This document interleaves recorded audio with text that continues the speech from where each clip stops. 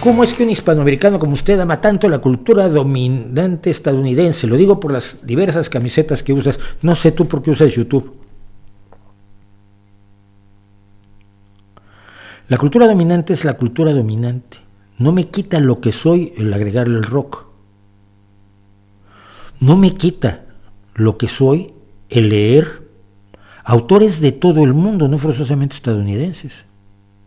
¿De dónde sacas que amo la cultura estadounidense en particular?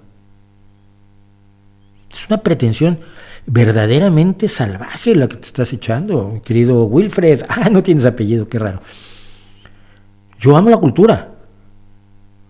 Y si el grupo con la cantante más impresionante que hay en este momento es Nightwish, y es un grupo que son suecos, creo, pues entonces amo esa cultura. Y si el cuentista que más me gusta es Borges y es argentino y no es mexicano, me sigue gustando esa cultura. O me gusta la literatura de Guy de Maupassant, aunque sea francés. A mí me gusta la cultura. Dominante o no dominante es igual.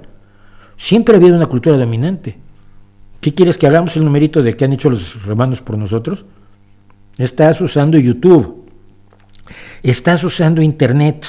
No creo que eso te haga menos mexicano, no creo que eso te haga criticable, no creo que eso te disminuya en tu identidad cultural. Pero si tu identidad cultural le pones fronteras, tu identidad cultural es limitada. No te permite ser ciudadano del mundo. No te permite disfrutar a Miguel Ángel porque no nació en Chimalhuacán. Imagínate qué tragedia.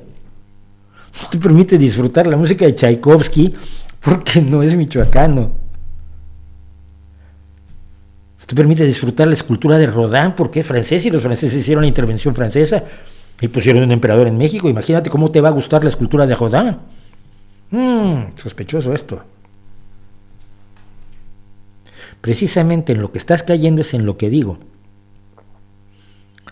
El problema del mexicano que se limita a sus propios estereotipos y se niega a ser parte del mundo. El mexicano del como México no hay dos. El mexicano de Viva México, cabrones, y cabrones son todos los que están fuera de las fronteras de la tierra bendita de Dios, donde tuviste la suerte de nacer.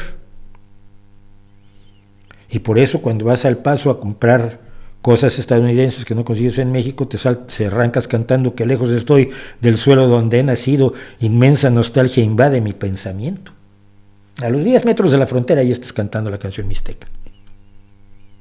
¿En serio tan limitado quieres estar? ¿En serio tan limitado quieres vivir?